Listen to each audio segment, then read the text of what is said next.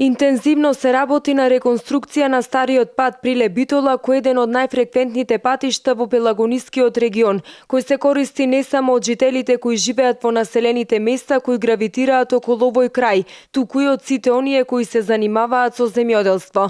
Во моментов се одвива втората фаза од реконструкцијата на патот, поточно од населеното место Тополчани кон Прилеп во должина од 5 километри. Со реконструкцијата на овој пат значително ќе се подобрат условите за превоз на стока и патници, но ќе се зголеми безбедноста на оваа делница. На патниот правец Прилеп-Битола лани се интервенираше со 10 милиони денари, годинава се продолжуваат уште со 15 милиони денари, за година планирани се нови 15 милиони денари, што значи дека стариот пат Прилеп-Битола ќе биде комплетно реконструиран и ќе биде во функција за подоброто на сите граѓани во овој Пелагонески регион. Во моментов се работи оваа втора фаза од 15 милиони денари постилање на нов слој на асфалт, односно рехабилитација на коловоза.